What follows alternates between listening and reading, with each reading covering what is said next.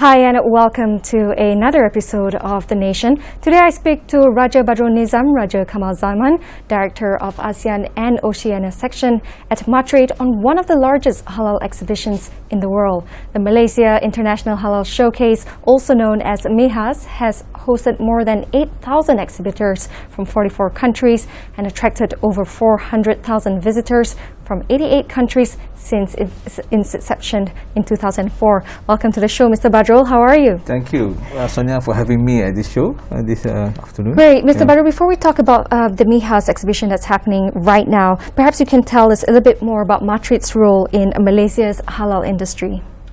Okay. Malaysia, MATRADE is the National Trade Promotion Agency of Malaysia under MITI, an agency under MITI. And our key activities is the promotion of trade, focusing more on developing exports for our product and services in overseas market. And we have a network of 46 offices around the world. These 46 offices around the world will provide information on market intelligence on the opportunities in all the markets they cover. And as you know, Malaysia is one of the largest trading nations in the world.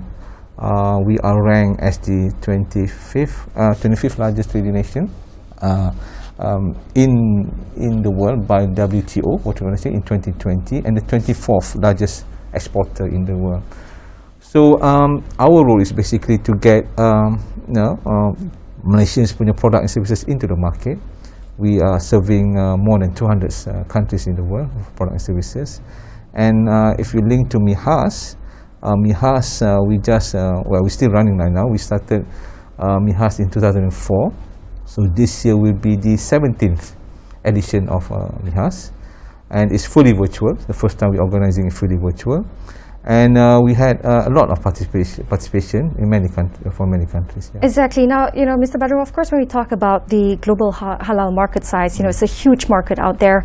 In 2020 alone, it was valued at US $7.2 trillion. But tell us a little bit more about, you mentioned about MIHAS, right? It's one of MATRADE's signature international trade events. What is this year's format, given that, we're currently experiencing the closure of borders as well as the pandemic?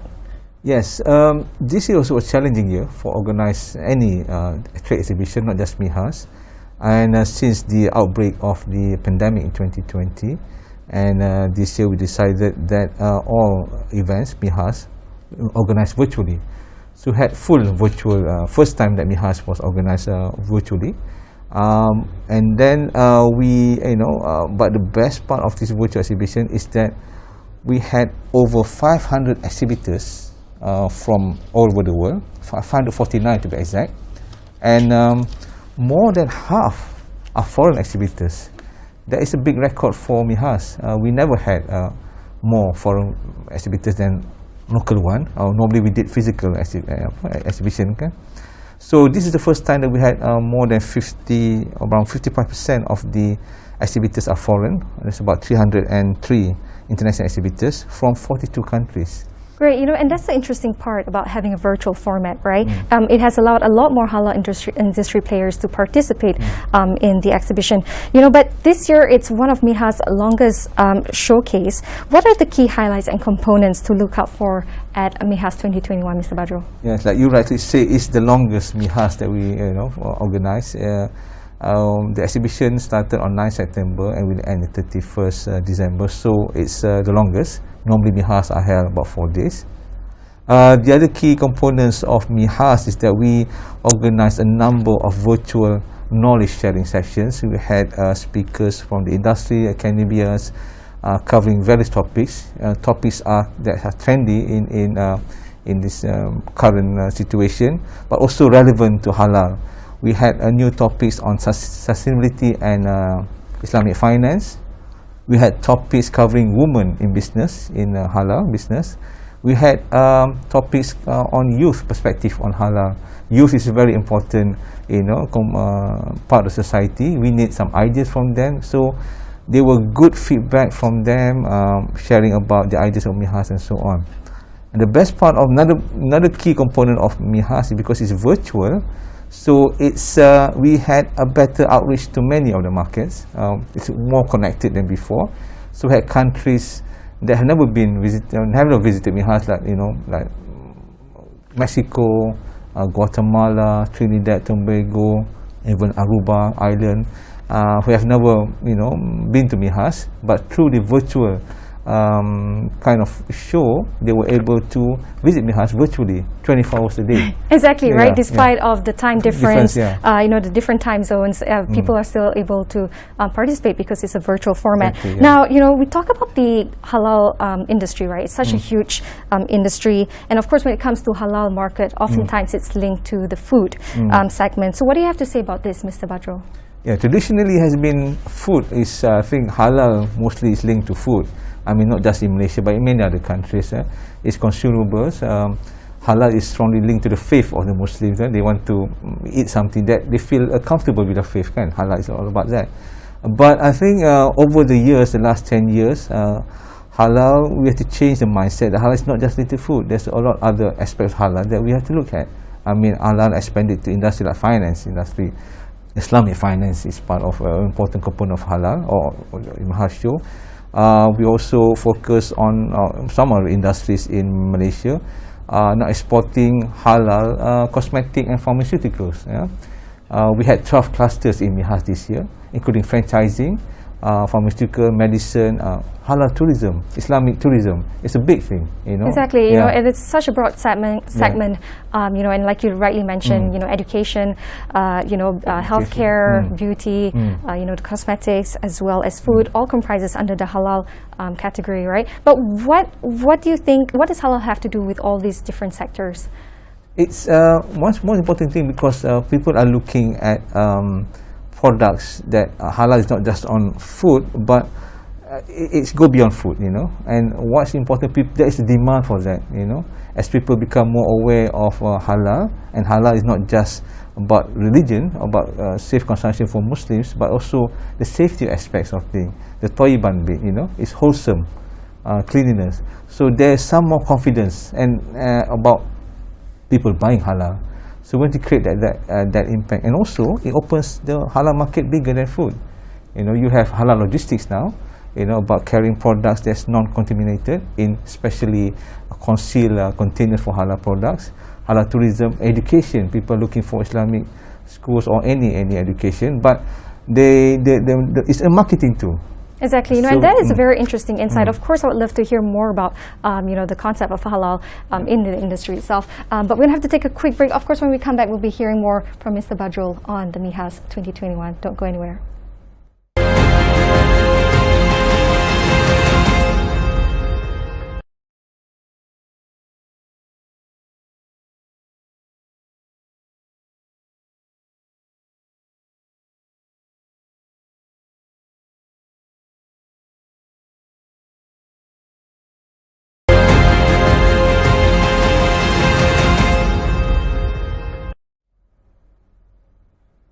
Welcome back to The Nation, and thank you for joining us. Now, earlier, Mr. Badrul, we're talking about the halal industry, right? It's such a huge industry out there. But of course, when you mentioned about halal, it comprises of many different segments, like you rightly mentioned, education, tourism, consumables. And oftentimes people associate halal with religion, which is Muslim. What do you have to say about that, Mr. Badrul? Yes. When the halal punya concept came out many years ago, I think most people related to Muslims as only for Muslims, But as we develop across the years, you can see halal products have gained acceptance in many non-Muslim countries.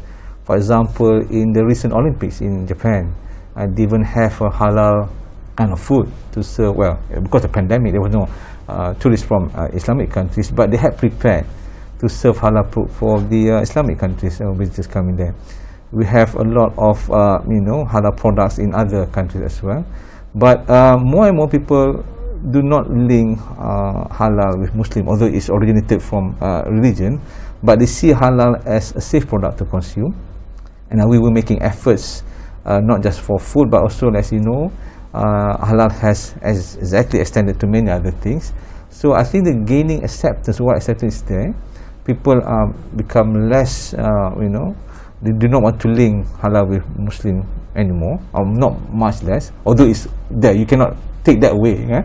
But I think the level of acceptance, the confidence, people accept it as such in many of the markets. So you can see halal products in many of the mainstream stores in UK, USA, Australia, New Zealand. Just to mention countries, not Muslim countries. And I think they're gaining growth in many other countries like Latin America and so on. Yeah. Exactly, and of course, like you mentioned, halal industry is constantly growing. And of course, MIHAS has hosted more than 8,000 exhibitors from 44 countries since its inception. How has the MIHAS 2021 performed thus far? It's great. I mean, in terms of the numbers of exhibitors I mentioned just now, we got more foreign exhibitors than local ones. The first time we had more foreigners coming in.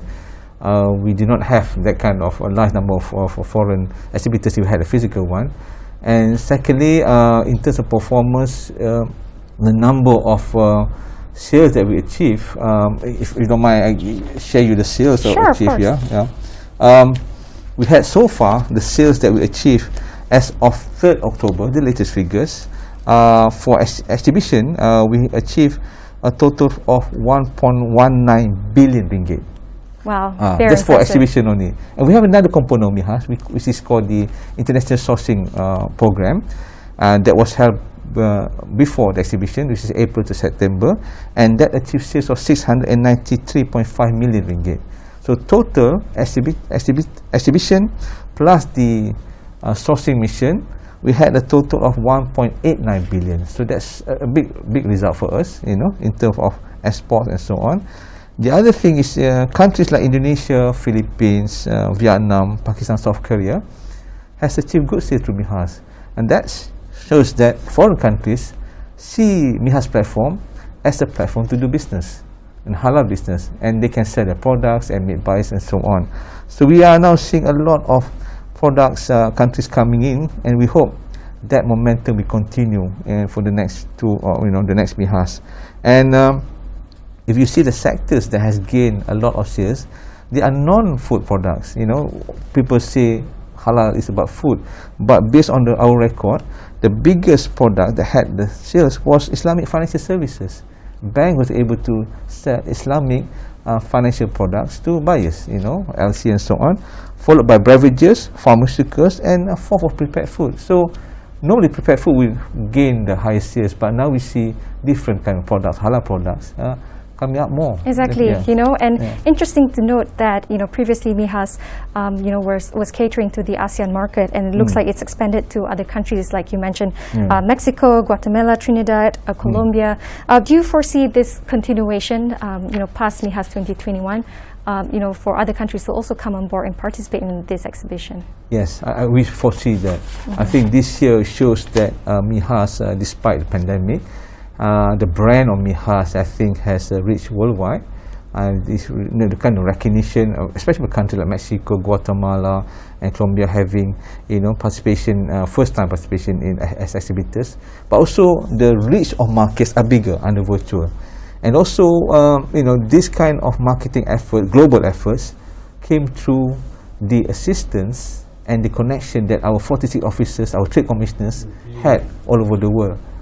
It's with them that they managed to bring the exhibitors coming in. It's with our trade commissioners in the 46 offices around the world, managed to market the MIHAS brand to exhibitors, future exhibitors, and also to the buyers. And I think we will continue to do that. And it's just a matter of time because MIHAS will, strengthen its brand and become the world's largest, and for future, the world's largest. Now it's the world's largest halal event, and we hope to continue to have that status in the next 4 or 5 years. Yeah. Exactly, and that that's a very impressive statement that you have there. But of course, when we talk about this is the first time that MATRADE has actually took in the virtual format. What were some of the initial concerns you had when coming up when it comes to the virtual format? Because this is the first time MIHAS is being done. It was challenging in terms of preparation. but it was not the first time we handled a virtual exhibition. But for MIHAS, it was the first. We had done virtual APEC, and we had done the virtual National Export Day, under MATRADE. So, but the challenge was because we had a bigger participation of foreign companies, kan? I mean, it's bigger than what we expected. And of course, the duration is also different it's for longer, this year. Yeah, yes, it's longer from September to December. So why the longer duration for this year? Basically, because we did not do MIHAS the year before. So we thought that people have missed out a lot of things. MIHAS. I think most people waiting to hear MIHAS. And when we did MIHAS and we give a longer duration, first of all, it allows companies to meet virtually online, 24 hours a day. And secondly, they were able to see MIHAS as a right platform for them to trade halal products anywhere around the world. And thirdly, another challenge that we had was to have internet connectivity and so on. That was really good. We had one of the best internet connection in the country that helps stabilize the interconnection. And people can meet 24 hours a day. I think business now is growing. We have to provide a platform to facilitate business to grow. And the best part of MIHAS, I think, is more to come. I think at the end of the exactly, and of course, virtual platform. There's no doubt, that is given better access for other countries to participate in exhibitions such as this. But of course, Mr. Badr, we're going to have to take another quick break. When we come back, we'll hear more about MIHAS 2021. Don't go anywhere.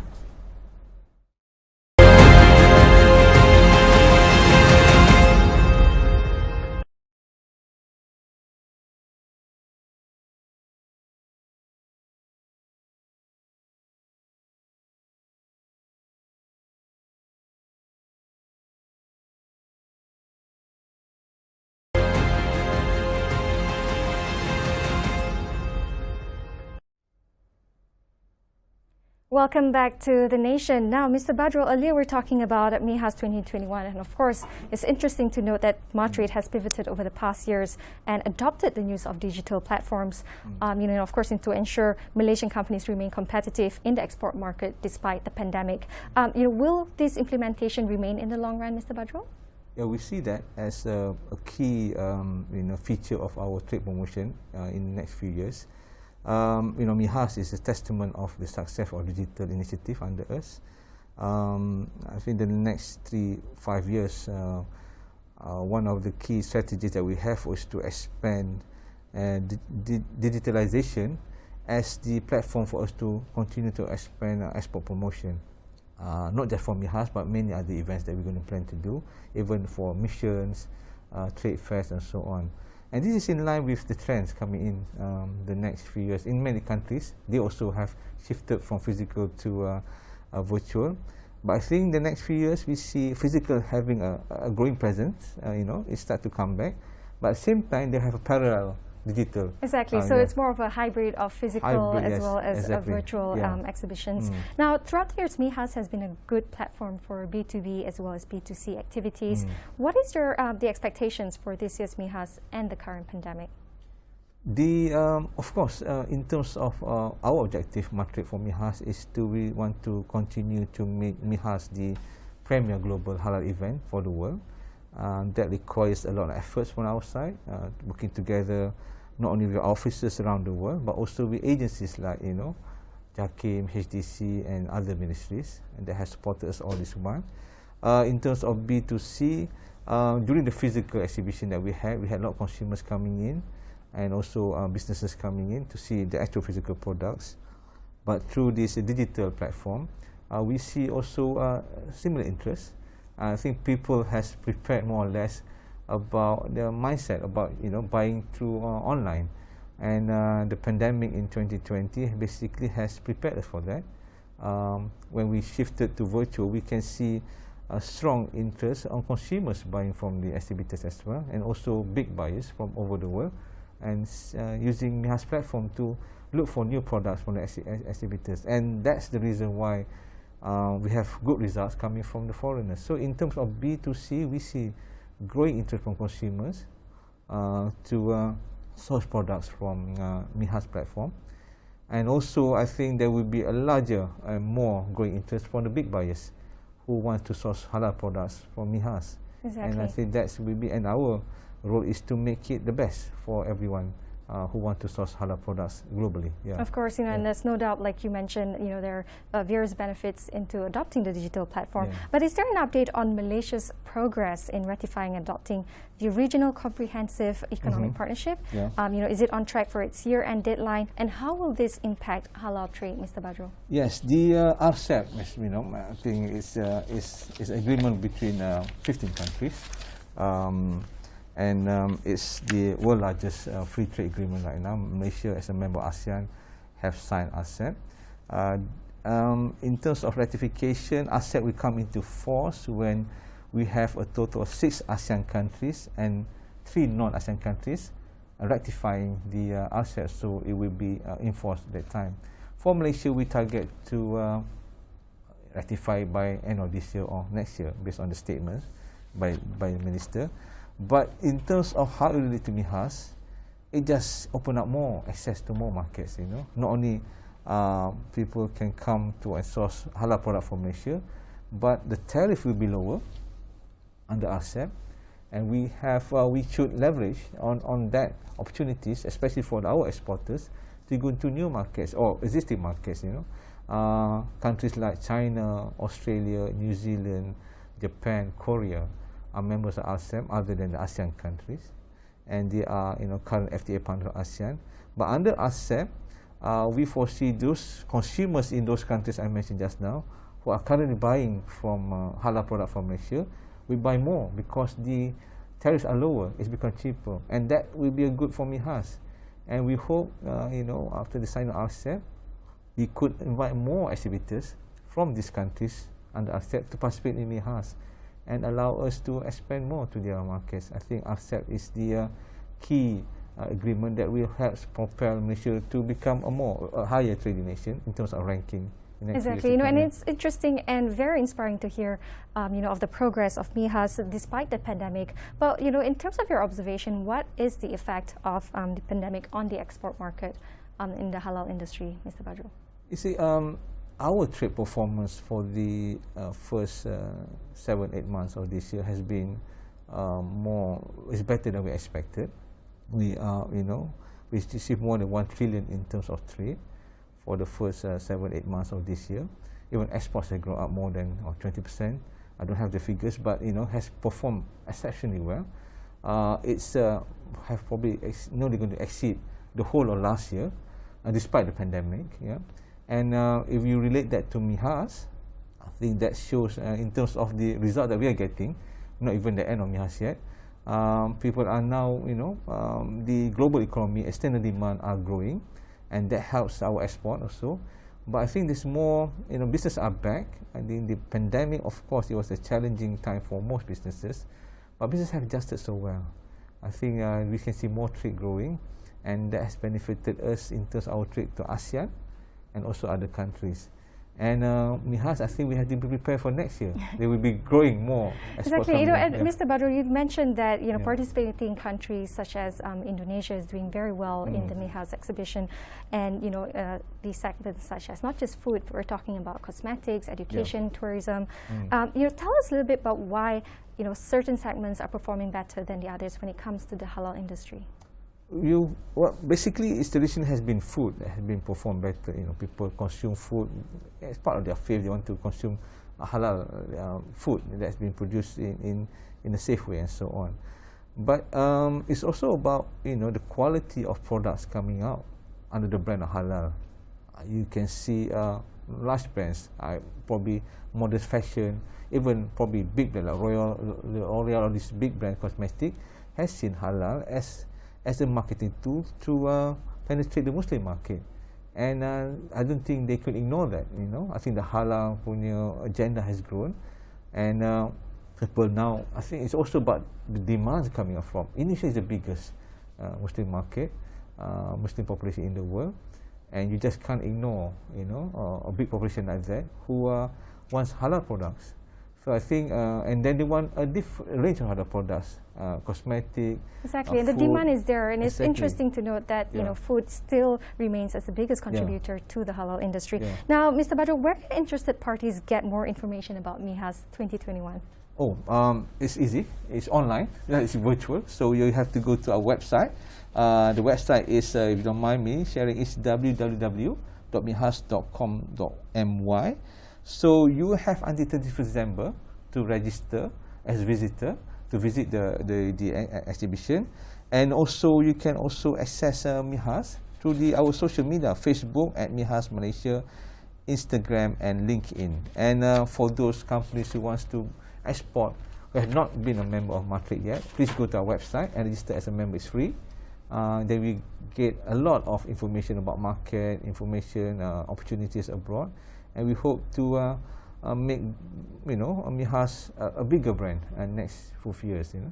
Great, thank you so much, Mr. Badrul. It's been an interesting sharing Thank you session very with much. you with regards to the halal industry. Of course, audience, if you're watching this, don't forget to check out www.mihas.com.my and register for the MIHAS 2021 exhibition that will be held till the 31st of December. Well, thank you for joining us on The Nation. Look forward to seeing you on another episode next week. Have a great one.